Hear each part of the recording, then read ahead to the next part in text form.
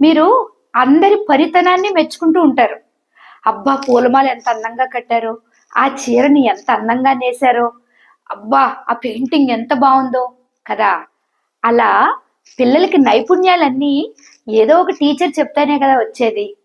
నైపుణ్యాలు చెప్పే టీచర్‌కి మనం పిల్లలు ఎదురుగుండా ఇవ్వాల్సిన గౌరవం ఇస్తున్నామా? అన్నది ఒక్కసారి తల్లిదండ్రులు ఆలోచించాలండి. పిల్లలు గౌరవించటం అన్న పదాన్ని లేదా ఆ భావాన్ని ముందుగా మీ దగ్గర నుంచే నేర్చుకుంటారని ఎప్పటినుంచో మనం అనుకుంటూనే ఉన్నాం. కరోనా తర్వాత ఏమైందంటే సోషల్ మీడియా ప్రభావం ఎక్కువవడం వల్ల, అందరి చేతుల్లో ఫోన్లుండడం వల్ల, అన్ని విషయాలు అందరికీ తెలిసిపోతున్నాయి అనుకోవడం వల్ల, టీచర్ చెప్పకపోతేనే మాకు తెలిసిపోయింది కదా అన్న భావన పిల్లలకొచ్చింది. కానీ ఆ ఫోన్‌కి తెలీదు కదండీ! ఓపెన్ చేసిన వాళ్ళ వయసెంత? వాళ్ళకి ఎంతవరకు చెప్పాలి? ఎలా చెప్పాలి? వీడు నేను ఎలా చెప్తే